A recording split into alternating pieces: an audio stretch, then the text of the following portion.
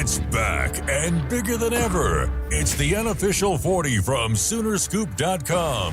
Now, here's the entire Sooner Scoop crew. Carey, Josh, Eddie, and George. All right, welcome back. It is the Unofficial 40 right here on Soonerscoop.com, where the gang is here. Josh McCuistion from Houston HQ. And we got Eddie Radosevich. We got George Stoya. I'm Carey Murdoch. And welcome in Missouri week as we put Alabama in the rearview mirror and start looking ahead to a team coming in with a really good defense. Afternoon, gentlemen. How are we today? Josh, start with you. Doing well, guys. You know, just I don't know about you guys. Like, it feels like this is like one of the first days down here. It's hard to feel like fall a little bit. Like we're starting to get that vibe a little bit. I know in Houston it's crazy late. So yeah, you get fall in the middle of November. It was in the 80s, I think, back here over the weekend. But yeah, we're starting to get into the mid 50s, which is kind of pleasant. I'm kind of sick of the like 80-degree end of November weather. We need to be putting pants on. We need to be putting coats, hoodies, jackets, whatever you need. It needs to start feeling a little bit more like football, and hopefully we'll get there. Well, I should note, because I'm definitely going to get notes on it. It's 80 degrees right now in Houston, but it's like gray and overcast, so like it looks more like fall than it actually feels like fall. That is so disgusting. So you can't say that you're in fall yet. I don't disagree. The weather is at the very top of my list of most hated Houston things. I would ask George. Outside of the people that you've been talking about? Yes, almost all of them, almost unanimously. Well, 47 gets that wall up. It'll help you out. All right, George Stoya is here as well. I think he's working away on a story right now. We want to just leave you alone for a little bit? Yeah, I'm just it's not like anything like super important. It's just like a story. So Brent Venables is out. No. Okay. I will say the extension. Let's talk extension. I will say the teleconference today. My dog Finn. I was sitting there and I wasn't going to ask a question, but nobody else was asking any questions on the teleconference. I was like, I'll ask something, and my dog Finn, as soon as I unmuted myself on the teleconference, started just barking uncontrollably. And I was like, sorry, that's my dog. And then I just totally did not even ask the question that I was going to ask. So very Venables threw you off your game. Is probably like, what an idiot George is. So can't control his dog. I doubt that. But you think, what is it? Bob Stoops had like 3 Great Danes or whatever. Brent has dogs, I think. I'm pretty sure Brent has dogs. Yeah, about 125 of them. I don't think you grow up with that many kids and not have dogs. Eddie is on one today. Yeah. Hey, I like it when he's on one. Yeah. Did you tune into the college football playoff rankings, Eddie, that you didn't care about a week ago? Yeah, shout out my girl Heather Dinich. I tweeted at her last night trying to get a little bit of her attention. I am curious. Heather's nice and all. I really don't understand. I've said this to you before, Eddie. I really don't understand what they ask her to do, because she just gets on there. That's she extremely interprets disrespectful. the English language. Yeah, I was for about the to say, she gets on there and she's like, "Here's what the rankings are." It's like, well, I can read. I mean, you saw it or you heard from Hunter Yurachek last night. Yurachek? How do you say his last name? Yurachek. Yeah. What is the former Oklahoma State Yurachek? Wasn't it the former Mike Yurachek? Yeah, I gotta get them crossed up too, Eddie. I do the same thing. Damn it. Yeah. I mean, you saw him stumbling through his intro into the committee chair last night. She's there to just kind of steer him clear of everything. I don't know what she does, but we love her. It's one of those only ESPN could hire someone to do that job. Like, it really is just to talk about what they talk about in the committee. Well, yeah, I mean, she just tells you who's ranked where, which I guess she probably knows the rankings, because they're justifying the rankings to her before they even put them out. Pretty much. That's why I'm a member of her Patreon. I had the rankings before anybody did. What other Patreons? Thanks for sharing, Tim Dillon. That's about it. No, does he really need Patreon? That's how he makes money. Really? I mean, he does a separate one. I think people just want to hear more from him, but it's pretty good. Podcast massive? Yeah, it's huge. He doesn't. He doesn't do a whole lot of the Patreon here lately. Yeah, he tours. Yeah. The big talking point on the CFP teleconference last night was James Madison and Tulane though. There was a couple reporters that covered James Madison that got on there really? and were like, they were like, tell basically us what's going on. yeah, Why? what the hell? Why isn't James Madison in the playoff? I know that this is not a world that we live in, but there's going to be some years like this year. And I think I might be a James Madison guy if we have to take one, but I don't know. I mean, I would rather them throw in another Big 12 team if that's what it took this year, but we'll see. I just don't think that G5 game is going to offer much. I can only imagine the chaos that will ensue if JMU really does have a leg to stand on when it comes to it, and I think they do. I kind else. of think they should be in. I mean, agree. PFT will just they've light beat the world the on shit fire. out of everybody. Their defense is actually pretty good, I think. I be honest, I haven't seen a JMU game. The only game that I saw them play, I can't even remember who. Maybe Coastal Carolina or something. They just beat the absolute dog shit out of them. But neither here nor there. Okay, well let's get into it real quick. Anything that stood out as egregious on that college football ranking? I will say, I did want to say, I got on there and I once again got the first question of the teleconference. Showing you respect, showing us respect. Yes. It's because I just, as soon as they're done with the rankings on the TV, I just call in to the thing, and I'm pretty sure I'm probably the first person calling because I'm like 15 minutes early, and I immediately put my hand up. But I asked about why Oregon was ahead of Oklahoma because I did think that was resume-wise. Yeah, resumes-wise. I mean, you look at it, and I tweeted it out. OU has 3 wins against the now new top 25 that they released yesterday. Oregon has 0. And I think Oregon's a really good team. Don't get me wrong. But I was just curious. But you have to justify your rankings. Yeah, so I was curious. And they basically flat out said they just think Oregon's a better team. You look at their statistics and where they rank versus where Oklahoma ranks. I love that. The eye test, it sounded like they believe Oregon just looks better. And I can't deny that they're like, I don't think that their reasoning is technically wrong.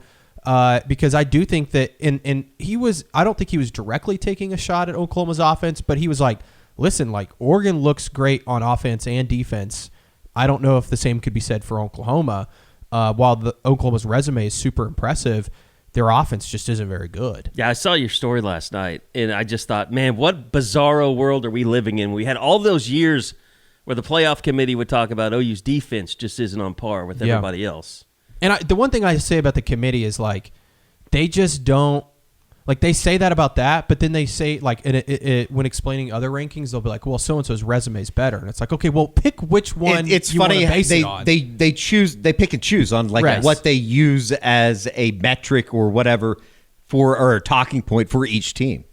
Well, and they can't explain – they tried when ESPN had him on – I think 2 of the 3 questions were about Miami and Notre Dame. Yeah, and he was like, we didn't even talk about them being compared to each other because in the way they do it, and I've gone and I've done the like mock college football playoff, and they go by 4s. So they only talk about 4 teams at a time. And because Notre Dame is at 9 and Miami's at 13, Notre Dame was in the group of 9 Oklahoma. to 12. Yeah, or do they go 25 to 21? 21 it's something like that. And so it's like Miami wasn't even in the same quadrant, but which I think is just stupid. It's like, well, they played each other. Like, these rankings are all the teams. And they're like, well, we haven't talked about it yet, but if they both keep winning, then we will talk about that game. It's like, what do you mean? You don't look at their full resume now? Like, I don't really have a problem with it. So I mean, much. I think it's probably about right. Like, I really don't care. I think that the interesting part for Oklahoma's angle is I thought that they would kind of control their destiny in terms of hosting a playoff game. I don't think that's the case. You look at the way this thing could play out, and there's several scenarios in which they could move up maybe one spot, but they also could move back one spot. Like if let's say everybody wins out, and then Alabama beats A&M. Alabama's going to jump back in front of Oklahoma. And no one's fallen back behind Oklahoma unless maybe Texas Tech loses. But if Texas Tech loses, then I would bet BYU at 1 loss would jump Oklahoma and would host a playoff game. So, like, there's a whole bunch of different scenarios that could play out. But I could see Oklahoma falling to 9, but also could maybe move up to 7. I don't know. It's like somebody was like, well, if Ole Miss loses to Mississippi State, I think Ole Miss would still be ahead of Oklahoma. They would be a 2-loss team with the head-to-head over OU in Norman. Yeah, good news for Oklahoma. Missouri gets in this week, so that's an added top 25, correct? They already have the 3 with Tennessee, Michigan, and Alabama, obviously. I don't know. And I don't think Notre Dame's not jumping Oklahoma. No. What happens if what Utah's I'm not interested jumping in Oklahoma. is if there's any upsets in the Big 12. The Big 12 is very interesting. That would get Utah back alive, or if USC goes to Oregon and win. I think that's technically good for OU's. I think Oklahoma would home move up. game chances, right? Oklahoma. That's the way Oklahoma moves up. Is Oregon losing a game? So you kind of technically want to cheer for Lincoln Saturday, only to possibly set up a matchup with USC, or you hope everybody wins out. A&M beats Alabama, sure, and the rankings stay the exact same the way they are. And I don't know. I think anybody that knows anything about the Iron Bowl, you could very well talk me into Alabama going to Auburn and losing next Saturday. Yeah. And then it really does bring in a lot of chaos. But the bottom line for Oklahoma is just go win your next 2 games and you're in. You're in. Sure. I don't know if you'll be hosting, but you're in the It's all right there. Yeah. Well, and they've played their best this year on the road, guys. Yeah, it's crazy. I don't think they have to have a lot of fear about that. Yeah. It's crazy to think that this Oklahoma team, in the manner that we talked about them, coming out of the Ole Miss game, but even going into just like the Temple game, just wondering how they're going to handle road environments, because that was something that Oklahoma hadn't done. It's also kind of cool and good for Brent. I know that he's up for he's a semifinalist for one of the Coach of the Year awards that was announced on Tuesday Bobby morning. Dodd, right? No, it's like the Brian Munger Award or something. Yeah, I'd never even heard of that. I'll be honest, haven't heard of it. I think it's one of the greatest awards in the history of the sport now. Yeah, you've had a lot of people. I mean, Tate Sandell did make the Lou Groza semifinalist list. I think Shout out Betsy and Wee Woo made the Burlsworth list. Yeah, which is kind of crazy. Nuts. As a finalist. I guess I'd kind of forgotten that he started his career at North Texas as a walk-on. I mean, you'd look at his career arc, like going from walk-on at a small school like North Texas to being, I think he was a freshman All-American at North Texas as a walk-on, transferring to Oklahoma and being their only guy the last 2 years that has started every single game on the offensive line. Like it's pretty impressive, his career. Big leader on that group, that group too. I know that we've talked about it with the freshmen and Michael Fasusi and Ryan Foje, and then obviously Eddie Pierre-Louis. It's been a nice year for him. He's put himself in a really good spot. All right, we're going to move on to Missouri, but first I want to tell you guys, you and your buddies, I'm sure, talking about peptides, what type of peptide you're looking at getting on, but they're the future of medicine. Cody Drug compounds them every day in their state-of-the-art sterile lab. They've got peptides for all kinds of different stuff, energy, focus, weight loss, with popular names like Sermorelin, which triggers natural growth hormone release for anti-aging, fat loss, improved sleep, muscle growth, and recovery. Cody Drug, they also love teaming up with Oklahoma providers and med spas to get you your high-quality custom peptide therapy safely and fast. Just go visit CodyDrugRx.com to get started. Now, Josh is a client. All his family is doing their prescriptions through Cody Drug RX. And go check him out on his Instagram page where he'll walk you through some of the things that you can do to make your everyday life, make yourself feel better just in everyday life. That's CodyDrugRx.com. Our boy Will, he doesn't have to find his way to any away games. They're all at home. So I'm sure he just needs to drive up to Norman, and I'm sure he will do it. But he was very fired up after the after the way that they've played the last 2 games, I think he has to fly up here. That might be true, yeah. It's kind of up to him. I mean, Oklahoma's chances of making the college football playoff come down to him getting on a private jet. From Addison to Max Westheimer. Be a nice, 40-minute, 30-minute flight? Maybe 30. Anyway, you know what? If you were up in that airplane, you could have Eddie scout out what was down below because he has perfect vision. Yeah, and if they would have lost him, somebody might have just jumped. The holiday season is upon us, Sooner fans, and so are the savings at Enjoy Vision during holidays of LASIK. Now through the end of the year, you can save an incredible $600 on LASIK and lens replacement. Whether you were born an Oklahoma fan or whomever you are out there, perfect vision could be for you. Crystal clear vision at that. Just in time for the bowl season. possibly the playoff season for Oklahoma fans. Schedule your LASIK or lens replacement consultation today at enjoyvision.com. Letter N, J-O-Y, vision.com. Happy Merry Savings. Enjoy Vision. This is where Sooner Scoop LASIKs. Here's what Enjoy needs to do. This would be a great. I need to get in touch with the guys. They need to sponsor all the Unity uniform games because it's hard as hell to see those numbers if you don't have great vision. I would push back and say I don't think anybody wants to see those things. We're going to see them Saturday. It's a terrible uniform, and if Oklahoma loses, let's get out in front of this. I will say it will be because of the uniform. I do want to point out, because I know there's a lot of people upset, my father included, that they're wearing these jerseys this weekend. It is a team-voted decision, like before the season. Yeah. So they voted on the players because they wanted have to wear. They have to, don't they? Is it more of like a you have to vote on one of the games to wear them? No, I don't think so. They like them? I don't think they have to. I'm not a fan of them, but that's just an olds me. That's okay. I don't care what they wear. I love the throwback uniforms. The throwbacks are awesome. But that's my thing is like if you're going to wear an alternate, you shouldn't wear two alternates in a year. Like Oklahoma's not a place if you can have one game a year that you wear an alternate and pick one or the other. Have they worn another one? The Kent State game, they wore the throwbacks. Oh yeah, that's right. That's what I'm saying. But those were badass. Those I know, but that's what I'm saying, how bad these are. You know. Damn it, Eddie. That's what I'm saying. I'm saying like they already wore an alternate this year. Don't wear a second alternate. No, you don't understand wear one what I'm alternate saying. a year. Those were so good, and these are so bad. It balances the power out. Is what I'm saying. Do you see? Sure. You don't see. All right, I'm gonna put a stop to this. Call Enjoy, and you would see. So yes, call Enjoy. Thanks to Enjoy Vision. This is where Eddie LASIKs.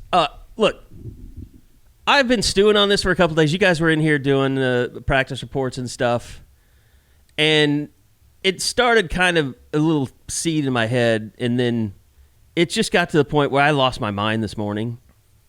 It just baffles me how OU has gotten to this position in the running back room.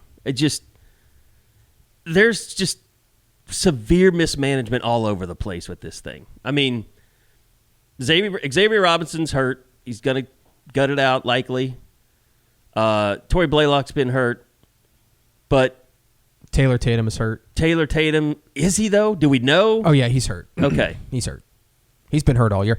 And I don't know, like, Javonte Barnes is, quote-unquote, hurt. Like, right. I don't know. He's red-shirting. Yeah, it's like. But and we talked about this on the practice report. Like, that's a conversation that has to be had with him, isn't it? If he's okay, and if what we think is happening is he's gone to the coaches and said, playoffs are on the line. Right. Like, if he's gone to the coaches and said, hey, I'm thinking about redshirting. I'd like to preserve my year. You have to go back to him and say, hey, man, your team really needs you. The bottom line is they effed up with Jaden Ott. That's where they mismanaged the whole thing. But he's got to be practicing so he can get his money, right? I mean, I would hope he's getting like reps to play this week. I would too, but I question whether that's going to happen. I know. It would be kind of amazing how just like unforeseen this little run has been.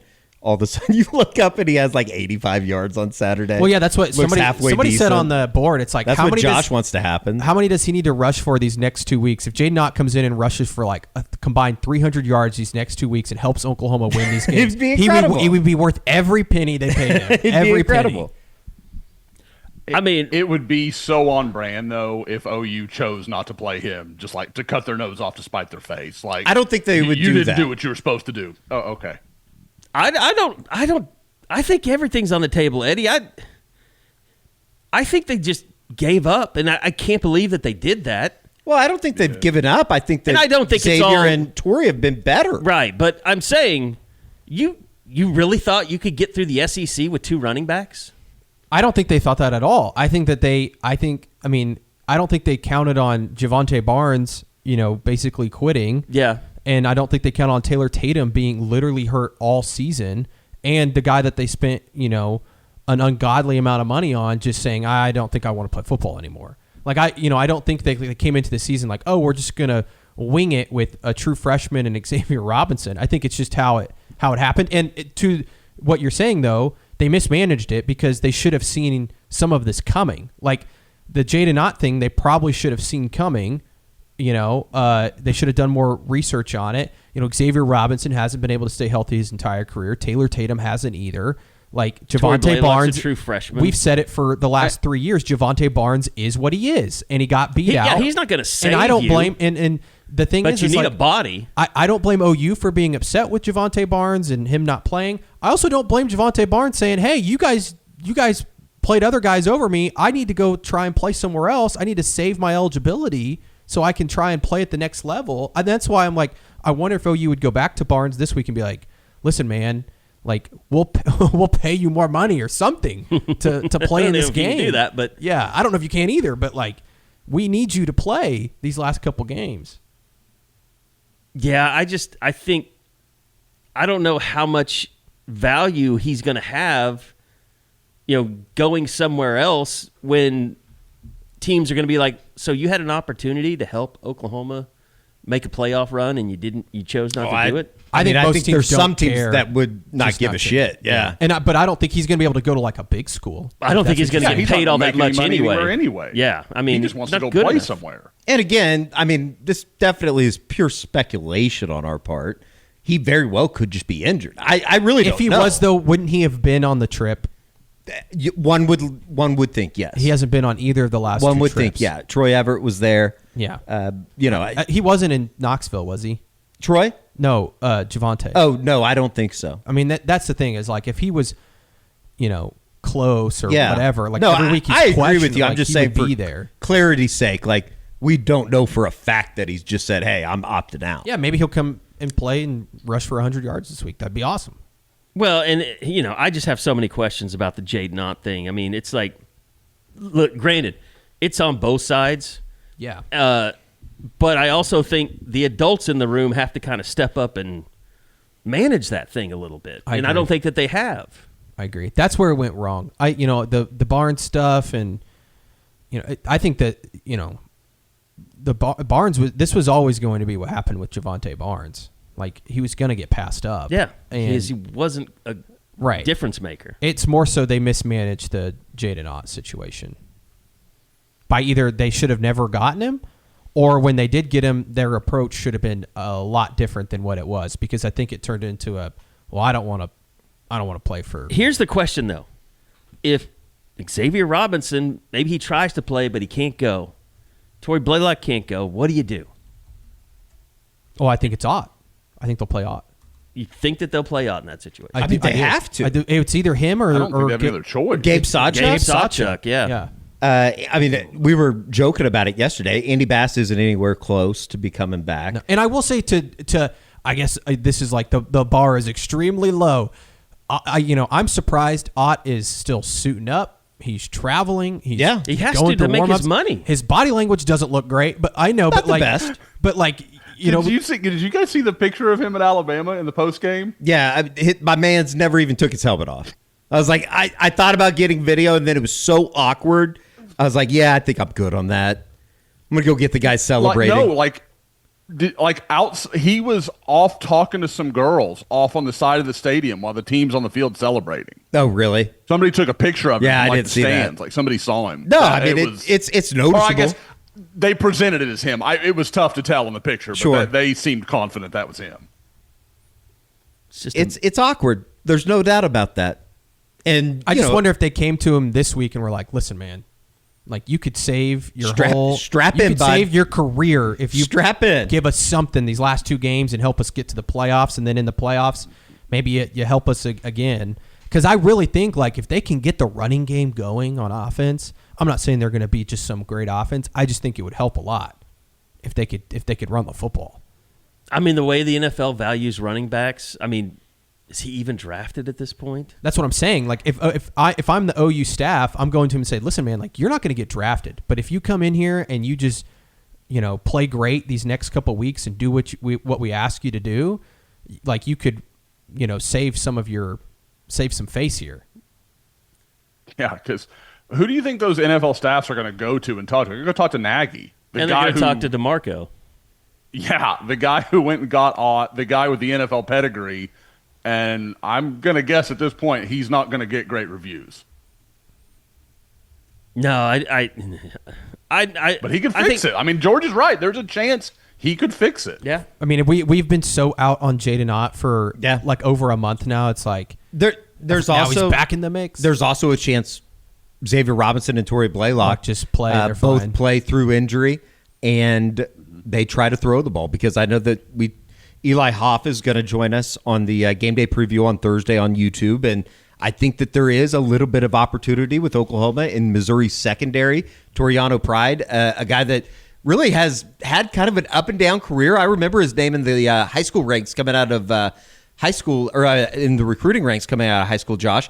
I think that there is some opportunity for Oklahoma to find a little bit of rhythm in the passing game. And, I know that we talked about it in the post-game pod on Saturday, and then we talked about it in the game day rewind, as well as some of the practice reports here earlier in the week. It seemed like Mateer was finding himself through the passing game at times last week. It obviously is probably not where a lot of people want it to be, but it wasn't the guy that, the deer in headlights that we saw against Texas per se. Guys, do you feel like in both those games, it took him like a quarter to calm down? Because, I was talking to you guys earlier in our group chat where, he said the right things on Monday. He's like, it looks like I'm not confident in my offensive line, but I'm like, they're playing well. It's a flaw in my game. I got to stop bouncing around and trying to get out of the pocket and that kind of stuff. Like, it's almost like it takes him and I wonder if it's those road environments are just so hostile and there's so much energy and blah, blah, blah, if it takes him a little while to kind of settle in and just be okay. Because in the second half of both games, he threw the ball pretty well. Like, he made some nice throws. So I don't know what to make of that. Now, just a quick recruiting note here, Eddie. You mentioned Toriano Pride. Toriano Pride might be the last in-home visit Brent Venables did as Clemson's defensive coordinator. Just kind of a fun little side note there. When he was committed to Clemson, Brent went in and did an in-home, and I know there were some people in the room that I kind of knew, and they were like, hey, are you going to be at Clemson? And to Brent's credit, he didn't try to, he was like, I can't tell you. I don't know. I don't have an answer yet. Like, he was honest about it rather than trying to glaze OU or Clemson or whatever. So, but no, just that Toriano Pride and Brent Venables kind of have an interesting connection there. That's right. Forgot about that. I knew there was some type of connection. Did OU recruit him a little bit? They did. I mean, they offered him. He was a big-time guy, like a top 50 guy in the country, if I remember right. Like, Toriano was really, really talented. I mean, there's a reason Clemson came to get him. And I know another thing that we talked about in the William and Lauren practice report this week, and Ben Arbuckle talked about it a little bit, as well as John Mateer on Monday night. I do think that, as ironic as it is talking about Oklahoma offensively right now, there has been some steps made by the likes of a Jermichael Carter, Giovanni Gibson. Even I'm somewhat kind of excited to see if Keontez Lewis can come back and play any type of role that he was playing before the injury against Kent State. That's a good group. I want to see those guys on the field more. Yeah. Obviously, Satania's had a fantastic year. Also, to Josh's point earlier about playing on the road, Mateer did play. I mean, the end of the Ole Miss game was not good, but didn't he start the Ole Miss game 11 for 11 or something? Like, he was 11 for 13, I believe. It was something. He was just on fire to begin that game. I do think he could play better at home. I think that's certainly part of it, Josh. But I think the biggest problem is, and a lot of people aren't going to realize that, or give credence to this, but this will be one of the best defenses that they play. I mean, Missouri is not going to be easy to move the ball up and down the field on. Yeah, they're really. I mean, I've seen a lot of their games this year. You're going to have to make some special plays at some point to score on this team. They pushed A&M for a second. That score was definitely not as far away as maybe that score indicated. Closer than the score indicated. The scoop and score right before halftime really kind of changed the complexion of that game, just as much as the pick six for Alabama changed the complexion of the Tennessee game. And look, I think Missouri's going to come in here. They're going to be very conservative. I don't buy into the Prabula stuff. I mean, you guys will talk to Eli Hoff about that, but that just seems such a Drinkwitz thing to kind of float that out there like it's even a possibility. But Hardy's speaking of running backs, where do you come from? Northern Louisiana or something? Louisiana Monroe. I mean, just you can't find a guy to get on the field, and they got that guy from Louisiana Monroe. I mean, he was considered the best running back in the portal at the time. The stat that Brent threw out there on Tuesday about 1,000 yards after contact, it's not worrisome, but it is something to, I think, note just in terms of OU defensively. They're going to have to tackle extremely, extremely well. Not to say that they haven't this year, not to say they had any problems with teams running the ball down their throat, but it is there are elements of concern kind of littered all over this game for Oklahoma, and especially when you know in the back of your mind what is kind of at stake over the next 2 weeks. Yeah, and I mean, it was interesting because I think this week has been a lot about, people asking very direct questions of Ben Arbuckle and John Mateer and people on the offense like, you guys know this isn't good enough, right? And they were like, yeah, we know. We know we've got to be better. And what was it, Arbuckle, you had on the cold open, they've got 11 days to figure this thing out. Great quote. 11 days to figure it out and do something really special, which, I think that there's just like peaks and valleys throughout this season that if you would have told me they were going to go into, I guess the second to last weekend of November with this opportunity, I don't know anybody that would have just been, absolutely thrilled with this idea that they would have 2 home games to basically punch their ticket into the college football playoff. It's kind of crazy that this is where this is at. Yeah, I mean, a lot of fun. None of us expected, especially no one expected back-to-back wins of Tennessee and Alabama. And especially after they lost, in the way that they lost to Ole Miss. There's no way that you could have talked me into thinking that I could have said 1-1. Yeah, maybe. If things go really, really, really, really right.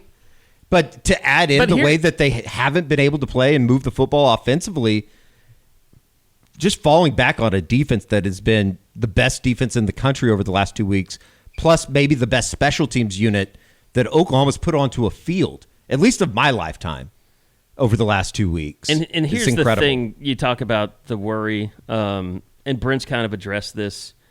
It's like, and I've seen this over 20 years of doing this. Coaches never see it coming when their team goes out there and just lays an egg. Like, I guarantee you the A&M staff never saw that first half coming last week against South Carolina. It's like sometimes shit just happens and you don't know why, and teams come out and they lay an egg. Like, OU hasn't really done that. I mean, they've gotten beat, sure, but the Texas thing was more, I think, about Mateer's hand and just, And I think Ole Miss, they just kind of got beat. They just got beat, yeah. They just got down in a big hole and couldn't dig themselves out of it. But I think Ole Miss was just better. But even with Ole that Miss said, was better that day, you go back to the fourth quarter, Isaiah had a shot. Yeah, they Satania, had a you chance. you have almost more than a chance. I think the biggest thing in this game, this Missouri game, is they got to score early. Like, you can't let Missouri hang around. Yeah. Like, you can't let, because if this thing goes to the fourth quarter and, you're up 3 or you're even up just 7 and you feel like you're in control of the game, all it takes is one play. And all of a sudden you are relying on your offense to go score. If Oklahoma can get up, 2 scores in this thing, I think they could force Missouri into some tough situations because, like you said, Carey, Missouri's going to come in here and say, if we just don't turn the ball over, we're going to have a chance. Yeah. And they're just going to turn around and hand it off. Ahmad Hardy might have 30 carries on Saturday, and he might only average, 2 yards per carry for a while, but then he'll break off a big one, and that's when things can get dangerous. And so if you're Oklahoma, if you can go down and score the football early, flip the field position a few times, maybe get a big punt return from Satania. It sounds like Missouri's special teams unit has not been good. Like, then maybe you can put yourself in a position. Also, can we just say, why does Oklahoma not return any kicks? It's very odd, especially with an offense that's struggling. You would think that maybe you would try to provide but I guess at the same time, if you screw up and you lose yards, then you're really in a pickle if you're the OU offense. But I just Doug Deacon on the hot seat? No. It's interesting for as good as they've been on special teams and as good as Satania especially is on returning punts, you would think they would let him try to return a kick. Somebody would have to go back and correct me, but I'm pretty sure after the Satania punt return, they started kicking the ball away from him on kickoff and over to the Jacob Jordan side. Yeah. I don't know if there's anything that goes into that. But it's been all season they haven't returned kicks. No, yeah. Like, what was the number? I know the Mike Brooks had put it out there. I think before the Ole Miss or Tennessee game, I think they had only tried to even attempted to return like 3 kicks all season. So, yeah, this has been a season-long thing. We have you've probably heard on some of the other YouTube shows, we've got a new sponsor this week. And it's a sponsor we all really like. I know we've all had the socks from Hollow and hollowsocks.com. And Eddie, you've made a name for yourself showing your sexy foot.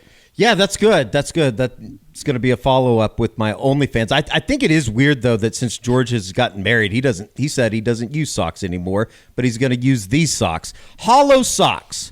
For a limited time, Hollow Socks is having a buy two, get two free sale. Head to hollowsocks.com to check it out today.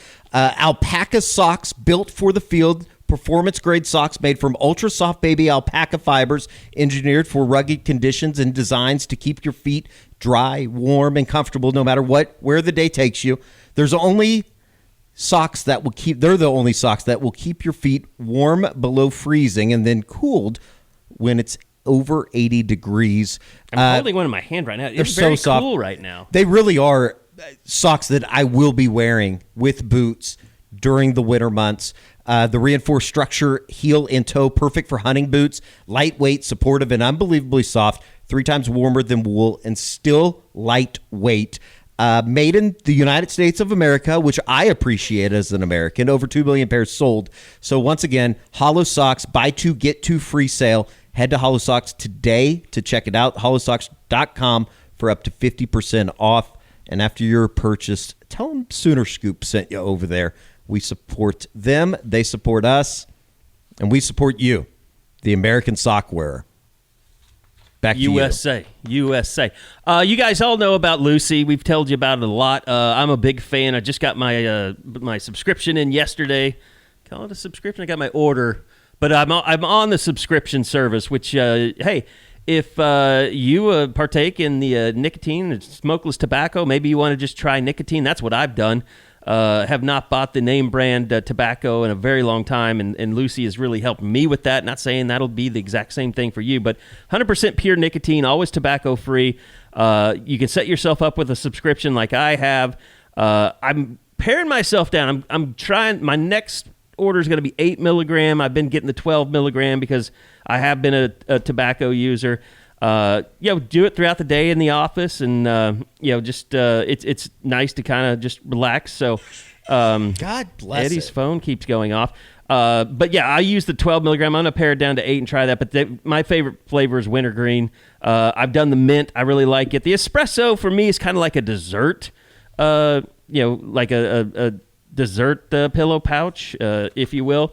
It's kind of like good for after dinner and things like that. But apple ice, cinnamon, they've got all kinds. Also, the breakers that are nicotine pouches with an extra surprise because they each hold a capsule that can be broken open to release extra flavor and hydration.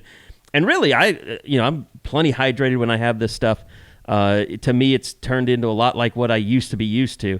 So level up your nicotine routine with Lucy. Go to lucy.co/SoonerScoop. And use promo code SoonerScoop. You'll get 20% off your first order. They've also got a 30-day refund policy if you change your mind. Again, that's lucy.co and use code SoonerScoop to get 20% off. And also, here comes the fine print. Lucy products are only for adults of legal age, and every order is age verified. Warning, this product contains nicotine. Nicotine is an addictive chemical. All right, boys. I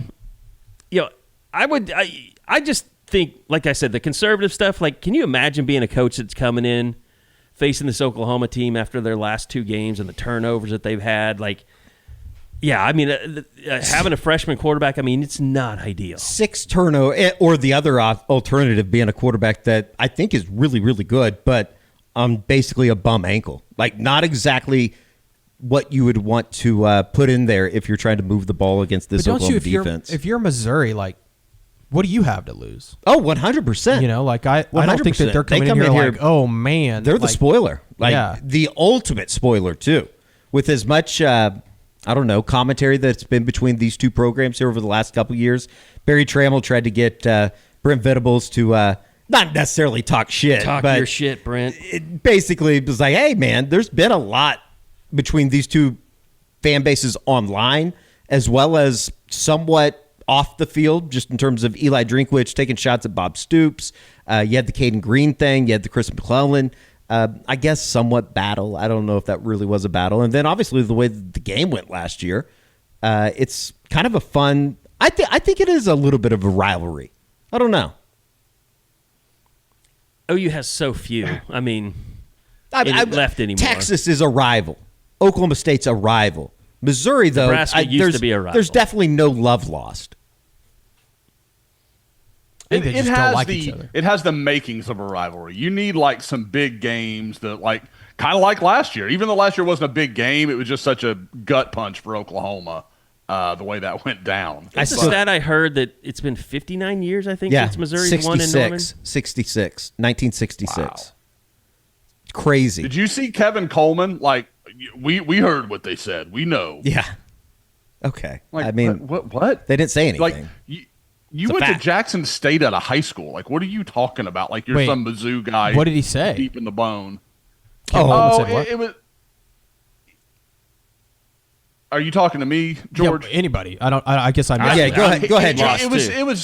It was just like he didn't say anything. Like he didn't say anything inflammatory. It was just kind of like we hear what OU fans say about our program and Coach Drink and blah blah blah blah blah. And it just was very rah Mizzou, which is fine. But I'm like, you've been there for I think a year, maybe two at most. I think it's just this year. Also, welcome to the SEC, where every fan base shits on every program. Yeah.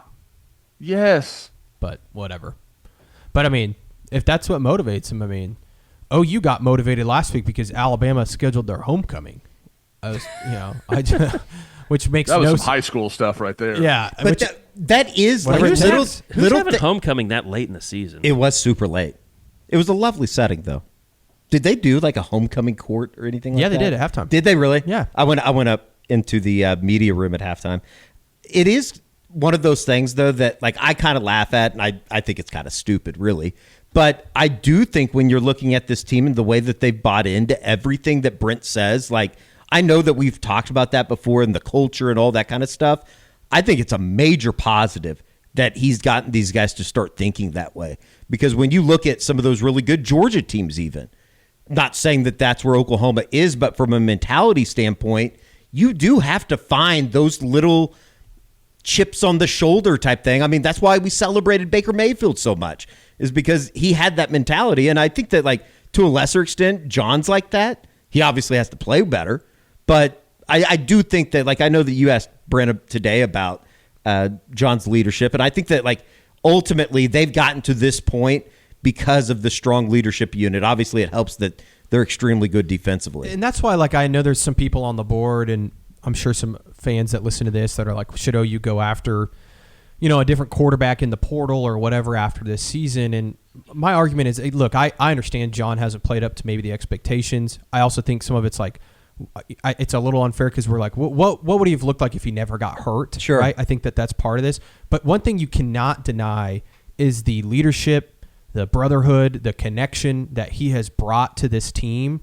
And sure, he's not putting up amazing numbers every week, and he misses some throws and all of that. I get that, but this guy has kept a lot of this shit together. And I don't think that definitely could not have been said last year. And I think that his leadership is invaluable for this group. And if you're going to try and run this thing back next year with, a lot of these guys on defense, some guys coming back on offense, maybe go get some dudes on offense at receiver or tight end in the portal.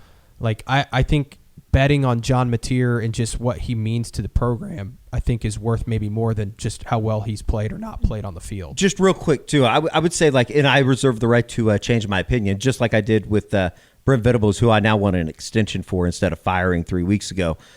I think it's kind of stupid to think that they need to go get a quarterback. As of right now, I think it's kind of stupid because I think he's going to play better. Now, if he goes out and throws 3 interceptions against Missouri, that will change. Check back next that week. Will change. But that will change. Guys, and we all kind of lived it in watch. I think George, you were here for both Dylan's first and second years, right? No, just his second. Just a second. Well, I mean, like Eddie, we remarked about it a lot during the time. Like, it was so weird how much more comfortable he was in that second year. Yeah, and sure. That first year, I don't know what it is exactly, but there is something very difficult about being the quarterback at Oklahoma. I'll tell you what it is. It's Baker Mayfield, statue Sam Bradford, Kyler Murray, Jalen Hurts to a lesser extent. And as much as they want to say, like, I don't think about that, Like I remember John telling me that over the summer when I went and saw him at the Manning Passing Academy. He's like, "Oh, I don't want to be Baker, and I don't look at that. Like he understands the expectation. They don't really know it until they get it, until they get into it. It's 100%. And I think what they did historically with offenses, there is a part of the fan base that, whether right or wrong, thinks that you should have one of the best offenses in the country every single season. And when you have to run out a punter on a series, that's a failure in a sense. And I think too for John, and I don't know this, like I'm very curious to talk to him like after the season and kind of get his thoughts on stuff. But that Texas game, I think really, like when you talk about one, he didn't play well. It's against the biggest rival. And it was the first time that he really experienced at Oklahoma failure in a big way. Like, I mean, he was the main reason why they lost that football game. I think that was a very eye-opening experience. Humbling. Yeah, eye-opening, humbling experience for him that has now played a role in how he's played in recent weeks, and they're trying to build that confidence back up. But I think that because that was the first time he really, felt that at Oklahoma. Because, like, we forget, like, we just assumed that whole time when he was hurt, like, well, he'll just come back and be great. Yeah. And I think maybe even Mateer himself felt that, like, oh, I'll just come in and be myself. And it was clearly he couldn't do that, and though they lost the way they did, and now I think it's kind of one of those things where he doesn't want to make the big mistake. I think too, and Josh, I think that it all plays a part in it, that they're playing really good defenses too. Yeah. Like, and so like maybe it isn't as bad as it actually looks, but there is another side of that. He has to play better. He can play better. Yeah, I mean, guys, like I know, and I know you guys weren't really comparing, dollars to dollars, but Dylan Gabriel in 2022 and John Mateer this year are very different things. Sure. Like, I mean, like Dylan Gabriel was 25-6, and John Mateer hasn't hit 10 touchdowns yet, guys. Like that's not sustainable. Like that's not a place you can live. Now he's avoided the mistakes, and I there's no question that's been a huge focus. Like that they've put a lot of emphasis into that. Like, don't kill us. And we can win games like that. I would also say Dylan didn't play the defenses that John's playing. And Dylan didn't play with a defense that John is playing with, where I do think that there are some elements where they get inside of the 35.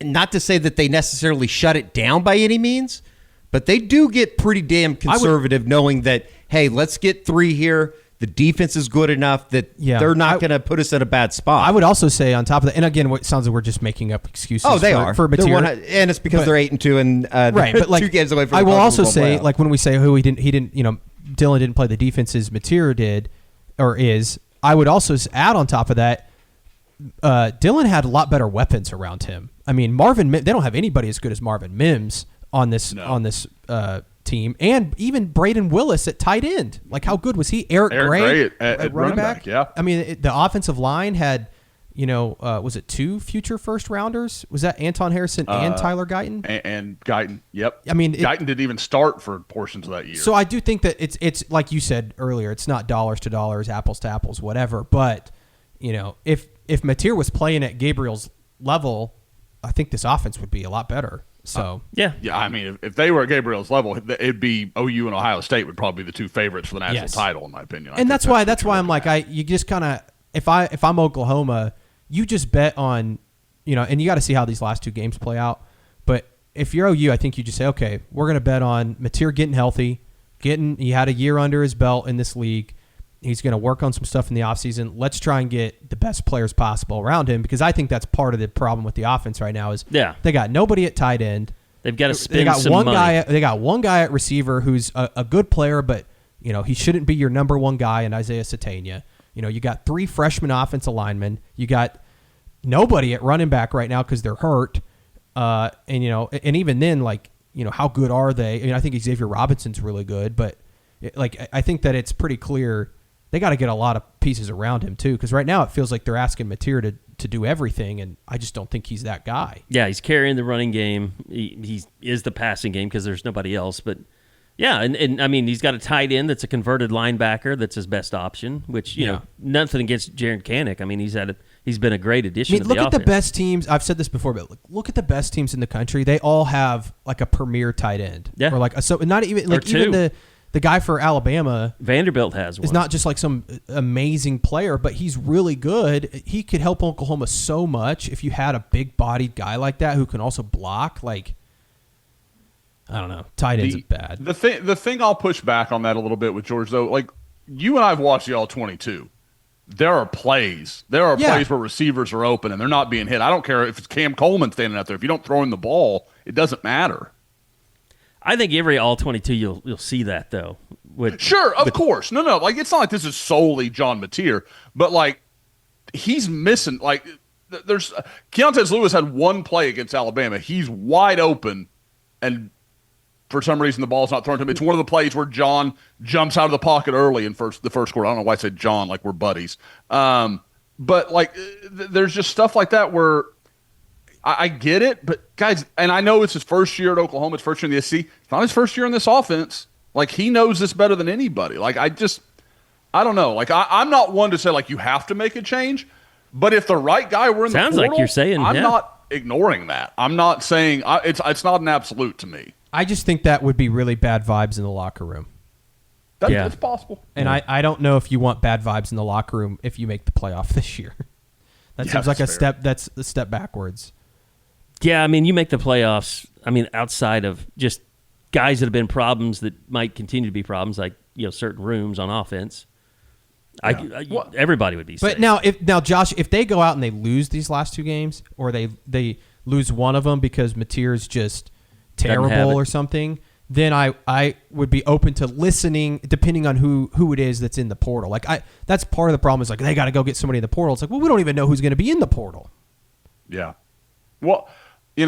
But that's, George, to me, I worry about that logic a little bit because let's say he had the exact same stat line against Missouri he had against Alabama, but instead of Ty Simpson getting a pass knocked down by Peyton Bowen, Missouri goes and scores on the final drive. He didn't do anything different. He's the same guy, but because Missouri made a play that Alabama didn't make, you look at it differently. I don't know. I don't know if that's a sound way to look at things.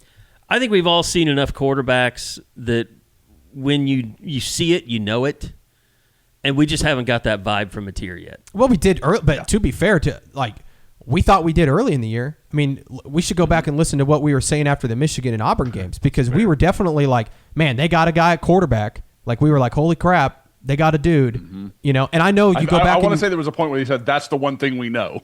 Yeah, like we were like they got a guy and. I get it. Like you can go back and watch some of those early games, and he missed guys for sure, but he was making more plays. Well, he look, was playing more confident. There's no doubt about that. I have been, I've not been harsh on him at all because of the hand surgery stuff. I mean, I just think that's one of those things. It reminds me of like the Baker thing in Cleveland. It's like he tried to play through something when he was hurt, and he got piled on because he wasn't playing well. When he should have the thing that most people would do would be just shut it down. Like shut it down, sit out the season, get healthy, come back next. But Baker has that mentality of like, I'm going to play as long as I can, move. Like he wasn't going to just sit out and shut it down.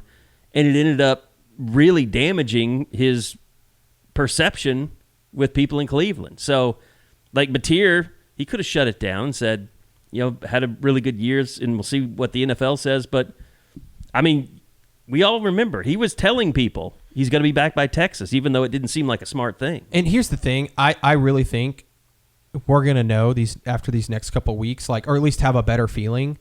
Because if they're going to win these two games, there's going to be several moments probably, or at least one moment in each of these games that he's going to have to come up with a big play for them to win. Because I just don't think they can keep living the way that they've been. Like they're going to need him. Like if they're going to win these games, they're going to need him to play pretty well. And so we're going to find out if he's got that or not. Yeah. All right. Outside of that, Josh, let me ask you this. You watch this defense now. We've talked a lot about possibly Kip Lewis leaving early. Not about leaving early, but who do you think has improved their NFL stock most outside of our Mason Thomas? I think it'd have to be Taylor Wine, guys. Yeah. there's a misconception out there for some that think he can't go. He could go this year if he wanted to. It almost feels a little like the Alabama game feels a little like Cade Horton in baseball a couple years ago, where he goes out and starts pitching unbelievably down the stretch. And he went from a guy that were like, well, next year he's going to be the everybody's All-American and the first-round pick the following year. But he was so damn good it didn't matter, and the Cubs ended up taking him in the first round. So, like, there's a little bit of Taylor Wine where I'm like, be good, don't be too good. Like, don't start tempting people to really get crazy with some of your draft stock. But to me, there's no question. It's Taylor Wine. I think, and maybe that's recency bias because he was just so good against Alabama. But, I mean, between health and everything else, you could make an argument probably between he and Kip Lewis that they're Oklahoma's most consistent defenders this year. Like they've been most consistently solid. Well, and I think Peyton Bowen has increased his stock too. I mean, he's kind of quietly had a really good year, and I think Billy Bowman was certainly more flashy as a safety at Oklahoma with turnovers and things, but like Peyton always is in the right place. I mean, it's hilarious that he and Eli were involved in the pick six as coverage guys, but you see that a lot over the middle with them kind of meeting up, but like just all over the field. And I'll say this too, like I think we've all talked about Cortland Guillory a lot, but we really forgot how good Eli Bowen was. And we're starting. I mean, he did happen to shut down Ryan Williams again for the most part. Had the pick six, but he's just always competing for the football. I mean, probably the second biggest play he had was knocking the ball out. Was it who was the receiver? Was it for who? For Alabama. Ryan Williams? Are you talking about the one where he went to the ground and was it didn't complete Jam the catch? Miller or whatever? Was that Jam Miller? Are you talking about what Reggie Powers? I'm talking about the play where Eli Bowen was defending. It was a sideline route, and he swiped at the ball at the very end after he caught it, and then he didn't complete the catch. It was Jeremy Bernard. It was Bernard, yeah. Okay. It's Bernard. And that was a great play. Unbelievable, like quick thinking. And guys, I don't know about you. I was like, that's I thought he caught for it. me, Yeah, me too. Whatever. Me too. Yeah. I mean, Satania had a very similar kind of thing, but he at least established himself in bounds. It was almost the exact same play that he had against Auburn. It was against Auburn on that final scoring drive. Where he went out of bounds and he dropped it immediately after he went out of bounds. And they initially, I think they initially said it was incomplete, and then they reviewed it and gave it to him. Yeah, it was very similar. Anyways, but yeah, and I think the thing with Wine is just that we haven't seen it enough. We know he's really good. We've seen him. I mean, R. Mason being out is probably the best. Like, losing R. Mason showed that he can step up and be a difference maker. Like, I think if he spends another year at Oklahoma, even if he could go, like, he's going to build himself into a potential first-round pick. I think he'll come back. I think too. He also just strikes me as the type of guy that's very invested in the program.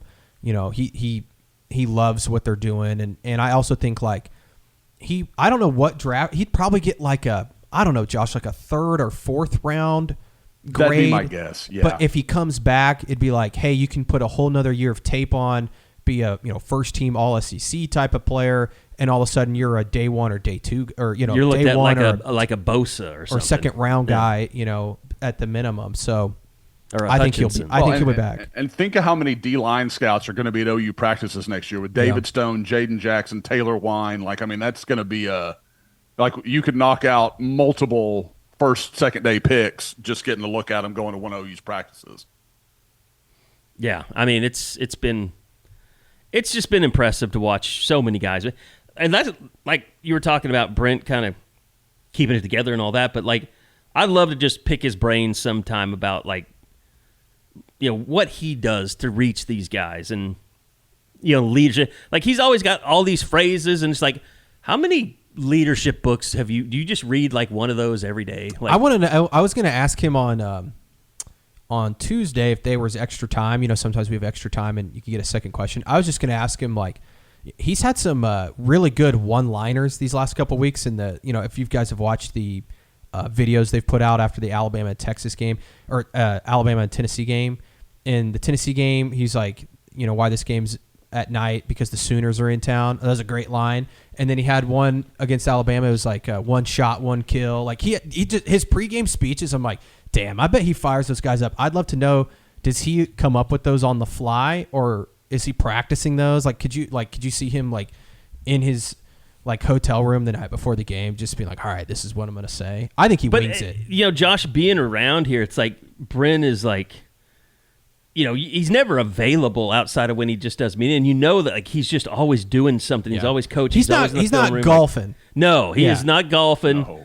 If he can get out on the boat on the lake in the off season, he'll do that. That's why it was so funny. Like when he went to Clemson a couple weeks ago during the bye week, and some OU fans were mad. It's like the one thing you do not have to worry about with Brent Venables is his work ethic and like putting in time. You know, like it's okay if he wants to go watch his son play. Yeah, and like one of his last college football games. That seems pretty fair. I didn't see a lot of that. I'm glad I didn't, because I would have went after some people, but. Like, Josh, just from when we saw him here as the defensive coordinator to where he is now, like, I'm just that journey in between, like what he learned from Dabo, what he took from, you know, this and that to kind of prepare for this. Like, it's been impressive just to watch him, you know, build that culture in the program. Now we're seeing the winning on the field, and you can kind of, like, be like, okay, well, this wasn't just a bunch of smoke and mirrors. This is, like, it's actually working. Yeah, Carey, like I've thought about that a little bit. Do you, like I've tried, because I've had people tell, you know, like, what do you think the difference is from his time at Clemson? I would almost say like he feels more philosophical to me. Like there's a, like I felt like Brent, the DC, was like, we're going to kill everybody. Just bloodbath. Like, I mean, like just kind of like all energy, so aggressive, so intense all the time. And then like he went to Clemson and he still has that edge to himself. But there is definitely like a bigger picture in the way he kind of looks at things. Brent is, I mean, he fights for everything. Like that's the one way to explain him. Like I remember back in the day, Josh, there would be times where it's like we might be out at camp, and I guess I can tell stories like this now. But it would be like he'd be like, so and so just committed to me. Like why don't you report that? And it's like, well, we asked the kid, and he won't go public. Like so, like. What you have here, Brent, is a soft commitment. And when he goes and has to call these other coaches and tells them he's coming to Oklahoma, and he does that, then we'll feel good about reporting it. But like every little inch of win he wanted. Oh, yeah.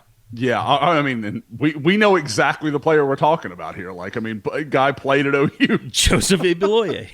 Yep. So, but I mean, I remember that vividly. But yeah, I mean, and again, that was, and that's like, why some reporters ran with stuff, then they got burned on. That'll happen. But yeah, again, he's just, he was probably, and this is taking us a little afield, but probably my favorite coach ever to watch at OU camps. Like I remember, like even when they didn't have a good linebacker there, Carey. Oh God, I would go watch just to watch him work, because like I was like, he works harder than the kids do. He is so just fully engaged. Remember when Ron L. Lewis came to camp? Like just, I mean, it was just nuts. I mean, it was like followed him around like a puppy dog. Yes, I mean, because I want to say, I think I was one of the very few people in the state that had seen Ron L. Lewis. Yeah, you were, yeah. And I was like, wait till you look at this kid. Like, I mean, he was off of the like the carbon cutout of what you want. Yeah. Yeah, he was born to play football. The one thing I want to ask Brent after the season is we've talked to him so much about like what he's built on defense these last 4 years, and it's an elite level. Like they can win a championship with this defense. I believe that. Like it's a championship worthy defense. How far away is he to building that on the offensive side of the ball? That's the question I think that needs to be asked. Is like, because I think eventually when this team, you know, eventually loses or their season ends, whenever that is and however it happens, I think it'll largely be because they can't score. They run into something where, you know, they can't, you know, even in the best case scenario, like right now, if you win a playoff game, you beat Notre Dame, and then you go play Ohio State. Ohio State's probably going to shut down this Oklahoma offense. Yeah. And it'll be a question of, hey, you know, how are you going to fix it on offense? Because I do think they went out. I still, there's a lot of people out on Ben Arbuckle already. I'm not there yet. Like Josh said, there's a lot of plays where it's a great play call, and OU just doesn't execute it. Mateer doesn't execute it. So I'm curious because it definitely feels like there's a lack of some talent on the offensive side of the ball. It's interesting because we didn't get to see the first years of like Lincoln Riley. Like by the time he got to Oklahoma, he'd been at ECU for a while. He was a polished guy. He was almost like a politician. He would sit and do interviews for 45 minutes with anybody that wanted to ask him a question. So he had kind of learned a lot by the time. We're really seeing the very early stages of Ben Arbuckle as an offensive coordinator. Yeah, it's only his 4th year ever calling plays. And at times it shows. I mean, and not in a bad way, but like in his press conferences, which I love that they're having, and I'm not being critical at all, but like you can just kind of sense his youth a little bit. Yeah, I agree. Well, I mean, guys, it's worth I went to look at Riley, so I checked the numbers. When he got to OU, it was his 6th year. So I mean, he's a year ahead of Arbuckle, but we'll see. But again, I agree. Like, to me, because obviously, George, I'm sure you got a bunch of this in the mailbag. On board chat, it was like, should we be out on Arbuckle? And I brought up that point that we talked about. There's players open. I'm seeing him scheme good stuff. Like there are throws there to be had. My primary concern is it's a disconnect with Mateer. Like I don't understand a guy that's played in this offense, that knows this offense, and he doesn't see it any better. If that's the case, why was he brought? Like, why was that the guy that you had to have? And I get that this is all revisionist and all kind of hindsight. Like, I understand it's not fair, but it just kind of is one of those things where, to me, that's a greater question than can Ben Arbuckle design an offense and draw it up. Like, I think he can absolutely do that part. I maybe I have SEC bias, but I just think, you put any quarterback that's had success in the Big 12 or the ACC in the SEC, and it's going to be a little different. Look at Carson Beck. Yeah. How many? Let me ask you guys this: how many quarterbacks in the SEC right now would you take over John Mateer? Ty Simpson, Gunnar Stockton, Trinidad Chambliss. Yeah. Taylon Green, I'd take him from Arkansas. Yeah, he's good. Marcel Reed at A&M. Yeah. I mean, he's after that though. He's middle. Yeah, he's and middle. There's 3 or 4 guys I think like he and Joey Aguilar. Pick one. Like whatever. Right. The freshman at Kentucky looks pretty good. He does. Gonna save Mark Stoops' job. The fan base is gonna hate him. Am I the only one a little terrified to know? Like, hang on, where is he from? Because a name like Cutter Boley, if he's from the state of he's from Kentucky. That concerns me. I don't like where that name came from at all. I'm not comfortable with it. Was Tim Couch from Kentucky? Was he a Tennessee kid? No, I know. I'm almost certain he was a local Kentucky. kid. He wouldn't have gone to Kentucky otherwise. Yeah, that's so true because he was like the number 1 guy in the country back then. Hayden, Kentucky. Yeah. Should we talk some recruiting before we get out of here? Yeah, let's talk about it. You did get a commitment. Yeah, they got a commitment, so we got to talk about that, Josh. The commitment came from cornerback Michael Davis from Phoenix Desert Edge. Really, a guy that kind of came on later. Like Oklahoma, I wrote about it in last week's Scoop. Like we've talked about it some on the pod. They've got decisions to make at corner, guys, because they, obviously already had the commitment of Mikhail McCreary, who I went and saw last week. We can talk about that a little bit if we want to.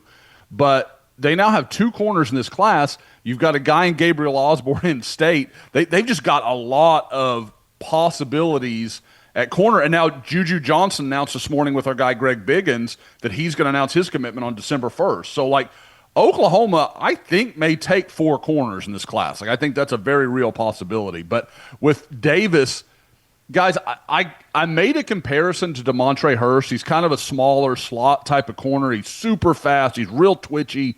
But I could also hear like a Kendall Dolby argument because if you watch his tape, he is just smashing dudes. Like, I mean, he's not like your soft corner that doesn't want to tackle anybody or is going to go for ankles. Like, he clearly likes lowering his shoulder and hitting people. And it is not hard to imagine, like, Brent Venables and his whole staff watching that for about 5 plays and are saying, yeah, we want him. We'll take him all day.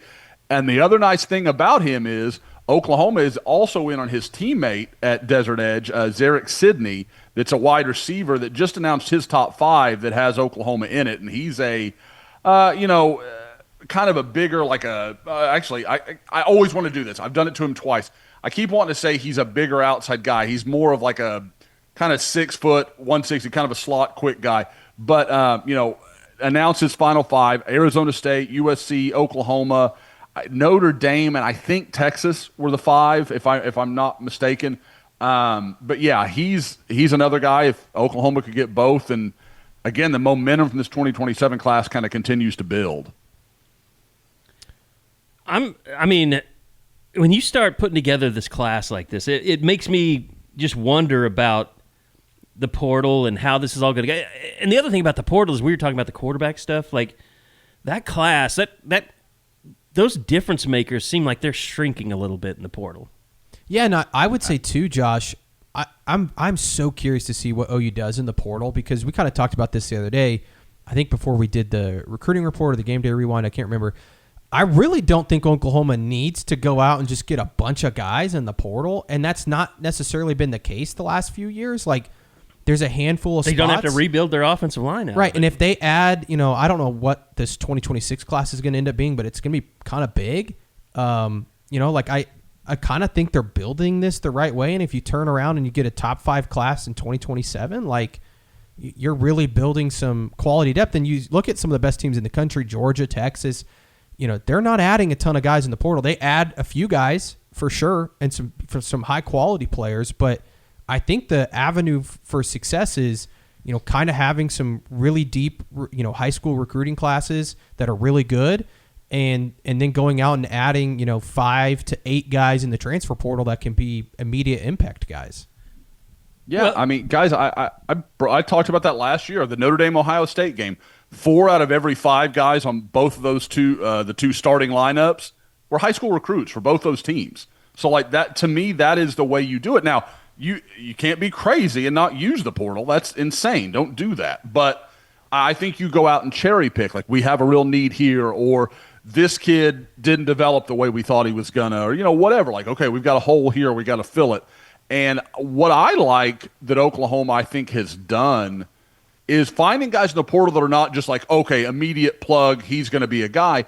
They'll go find a sophomore they like that has some time. Like Jake Michael at center, like, okay, he can be here for a couple years. We've got some time to develop him and let him be part of the program and that sort of thing. So I like the way they've used it. And I agree, George. Like, I think tight end, a must. They've got to go get, and not just like a body. They got to go find somebody that can make a difference at tight end. They got to go find a wide receiver 1. And then, honestly, aside from that, I think you could kind of let the market come to you. Like, okay, we like it here. Or this guy's a good value.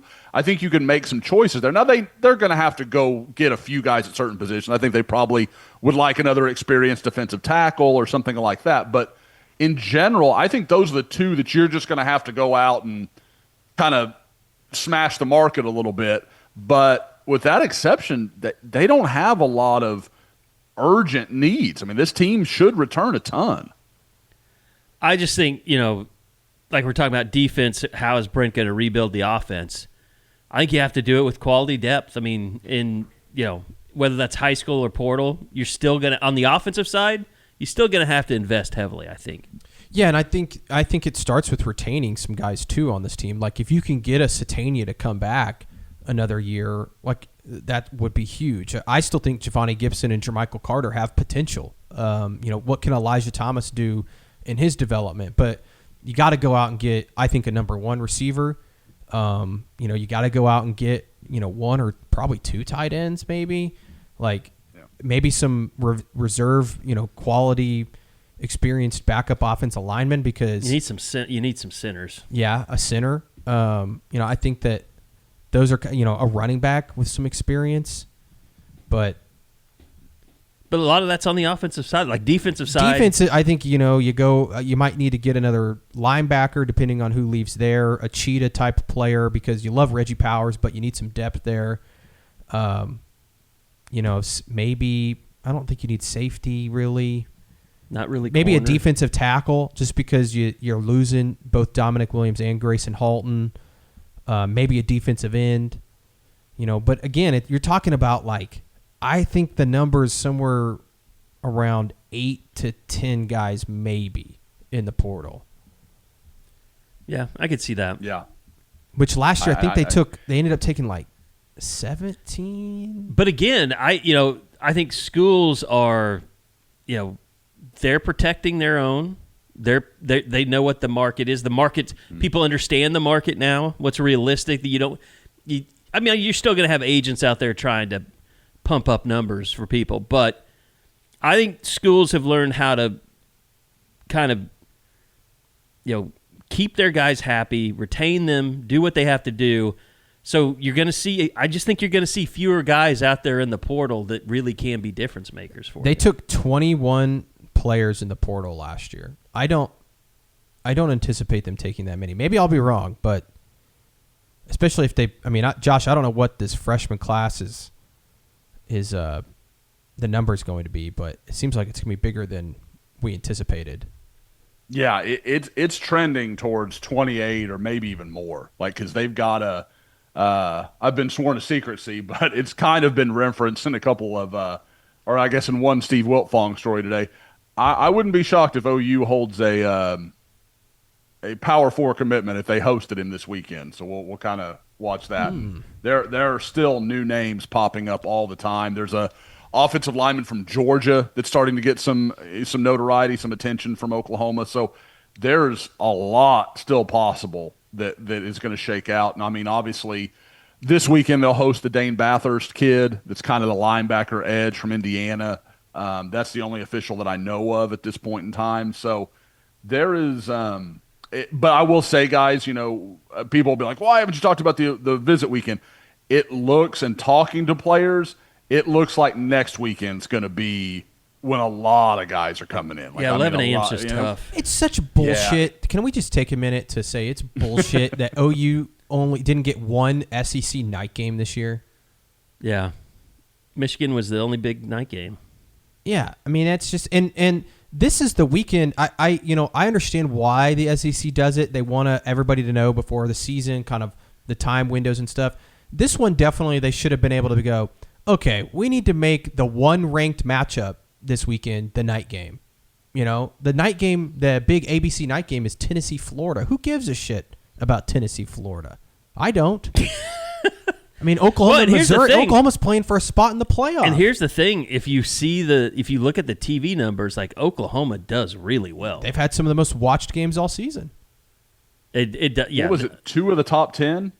Yeah. Between 3 of the top 12 or 13. Yeah, it's they've played in a lot of. That's why it's just. And then the next week, not getting a night game next week sucks too. Because could you imagine if OU wins this weekend and it was OU versus LSU at night and OU wins and they're in the playoff?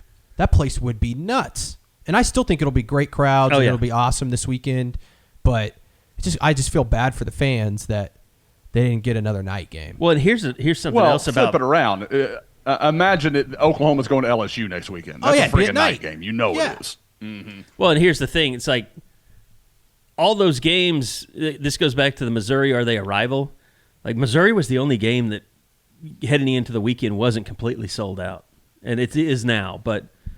And those are tickets that come back and stuff like that. But it just kind of shows. I mean, I think the fans are going to be unbelievable on Saturday, no matter what time they kick off. But it does kind of show you Missouri's still kind of not looked at like a big game. Yeah, I'm interested. Go ahead, Josh. I was going to say, so, and George, I know you have to do this stuff with mailbag and that kind of stuff. They're always rank this, where does OU rank in the SEC? And I'll have to rank all 16 teams. Well, as an exercise to try to make sure I can sit there and list them all off, I will make myself do it. I'm okay. And I always get to 15. Always. I'm who the hell am I forgetting? it's Missouri 9 times out of 10. Like, I mean, it's almost always Missouri that I've forgotten. And that's no shot. Like, Missouri's done well in the SEC. It's just I can't process them as an SEC team. It is funny It's that Kentucky for me, Josh. I do the same thing. I always forget Kentucky. it is funny that people give Missouri shit for not being like a football school or like a traditional power, yet the SEC has had shit teams in it forever. Yes. I mean, Mississippi State, is that something to be proud of? I mean, Kentucky Kentucky sucks. Vanderbilt. I mean, the joke South was Carolina. I mean, this Yeah. is Vanderbilt's golden age right now. What do you guys think is going to happen in the coaching carousel? Have you guys seen some of the stuff coming out of Austin? I've only seen what you guys put in Slack. I have not caught up on this. Something some with rumor. Lanning and Well, no, something. It's with Sark. That there's some. I mean, I think it's just message board bullshit, but that there's something So going was on. Rhett and that Ballmar at one there time. might be a mutual parting or something, and I don't know. Well, I guess Sark Desmond came out. Howard said it. Like, he Yeah. recorded some video where he's like, I'm kind of thinking maybe we're going to see a mutual parting in Austin. And, guys, the crazy thing about that is he and Sark are both CAA guys. Like, that's a weird thing for him to just fire out. I will say, and Sark did come out today, and he just said people reporting or insinuating that there's a possibility I could leave the University of Texas. That's absolutely false and untrue. I am not going anywhere. That's a pretty bold. I don't, I don't think he would bullshit that, but that's like Nick Saban. I'm like not. You'd have to be like Nick Saban not leaving the Dolphins. That's- You'd that's a- have to clearly cross the line. yeah, that's a lot stronger statement than whatever Lane Kiffin did on Pat McAfee this week. I don't know if you guys caught that, but basically didn't. What do you say guys anything. make of that? That ultimatum? Like, that's a. I guess I don't understand. Like, I understand why Ole Miss wants that. I also don't understand. Like, Lane Kiffin can just be like, "Oh, well, I'm not doing that." I don't think Ole Miss has really any power. Well, somebody was like, they're going to put him on leave of absence. They do that. You've made the decision for him. Yeah, Like, he'll just leave. I don't think they're going to. I don't think that's like that's the nuclear option. Like, you do that and it's done. I don't know. I think he's going to end up staying, but it is I very felt weird. that way the entire time. But Yeah. I mean, the stuff, though, about his family touring both Gainesville and Baton Rouge this past week is very I would be concerned if I was an Ole Miss fan. It's so him. It's just Yes. so him. Like, just that that didn't leak by accident. It's not discreet. They could have hidden it better than they did, and they didn't care. I think it's ultimately Jimmy Sexton and Kiffin playing it to get the most money out of Ole Miss. Like, I don't think he's going to leave. 100%. And then it's going to be interesting. I really don't know who any of those schools are going to hire. I don't know who Penn State's going to hire. Like, I haven't seen anything about that. it's crazy that Franklin just jumped to Virginia Tech like that. I mean, I hadn't followed it that closely. Well, I think but he can win there. I think it's a good job for him. Yeah. And he can recruit there. Like, he knows that recruiting area. I mean, I think he'll do a good job there. I'm interested in, I think Eli Drinkwitz, like, that's one storyline we haven't talked about, is I think he's going to have a chance at one of these big jobs. I think especially if Kiffin stays at Ole Miss. Yes. Yeah. I think I Florida. think he'll get Florida. Yeah, I think Florida will call him. And he would have to. The other one to watch that it's interesting this week is with Sam Levitt possibly going in the transfer portal. Where would Kenny Dillingham jump from? Like, if LSU misses out on Kiffin, are they calling Dillingham? Wouldn't be a bad phone call That to make. dude is winning games with Jeff Sims at quarterback. Yeah. I need nothing else on your resume. I'll hire him tomorrow. Well, he Like, played that Zach dude's Alley, so. Oof. Jeff Sims is an abomination as a quarterback. Apparently a great guy, but he's a terrible quarterback. Oh, I remember in Nebraska. It was awful to watch. That first Nebraska-Colorado game with Dion, he was, I think, he had like three It was awful. turnovers. It was like awful. the first 4 or 5 possessions. Is crazy. I think Matt Rule pulled him by the end of that game, He if did. I remember correctly. Mm-hmm. Okay, last thing I want to ask you, Josh, it goes back to the recruiting stuff. Like, what is it like dealing with kids right now in terms of OU and the jump that they've made and being a playoff contender and seeing this defense be, celebrated by people nationally all over the place? Like, is it pretty clear, like, that OU has made a jump here over the last few months? in terms I don't of think there's kids' any question. interests in them? Yeah. There's just a different level of enthusiasm when you talk. I mean, obviously the commitments. I mean, that goes without saying. They're jacked up, whatever. But like when you talk to the kids that aren't committed, even guys that I'm not sure are going to go to Oklahoma, guys that maybe I would bet against going to Oklahoma, they are just like, man, what they're doing is incredible, and like the environment. And because again, I mean, this is the marriage that Brent Venables talked about creating. But like, yeah, sure, they've got NIL and they've kind of got that in order. But at the same time, when these guys come on the visits, like they're no different than the players. Like George talking about Brent's pregame speeches or postgame speeches or whatever it may be, they get jacked on that stuff just the same way. They're like, man, I want to play for him. Like, I mean, like, they fall into all of that stuff. So I don't think there's any question. Like, it's taken Oklahoma to a different level to the point where, again, guys, I mentioned the Juju Johnson kid from Long Beach Poly, which I believe if Oklahoma were to land him, which I know Adam Gorney and Greg Biggins have both put in predictions for Oklahoma with him. If they were to get him, I think that's the first Poly guy Oklahoma would have landed in my time covering this. Like in all the great players, Mercedes Lewis, and you go down the list, all the guys from years and years back. I think that would be the first one. But guys, he's the number 40 overall player in the country, like 42. And I mean, like, it doesn't even feel like it's out of place. Like, it's amazing how, like you're talking earlier, Carey, where the conversation has changed so dynamically. Defensive guys are just like, yeah, why the hell wouldn't I go to Oklahoma? Like that, they're all in on it. It makes sense to them, and it's why, like I said, Oklahoma's having to beat really talented corners off with a stick, like, because they've got too many good options right now. That's crazy. I mean, that's just crazy to think where Oklahoma in this program was, 6-7 years ago to where they are now defensively. And I always thought with Brent, if it did work, he would take recruiting to a different level, and we'll see. But they got to win these last two games, man. The momentum, no matter what happens in the playoff, if you can just get to the playoff in a year like this where no one thought you could do it, no one thought you could win 10 games. To get to 10-2 would be an unbelievable. Yeah, to win on the road at the places that you did, like the momentum for the entire program would just be massive heading into next year. Because if the offseason goes well, guys, they're going to be a top 5 team next year. Like, I mean, like preseason, like that's going to happen. And that's nuts. And like how you can build this year into the next, and all that. We've talked about how 2027 is such a talented class, and you start building towards even 2028. Like, it's just there. It's all there for the taking. If like Ben Arbuckle said, if they can just figure it out over the next 11 days. All right. If you're wondering, Eddie went over to basketball, so that's why you haven't heard his voice in a while. So. He probably just shit on the rankings. So, nah, he's actually in a great mood today. It does seem like he's in a very good mood today, which amazing what an OU win can do.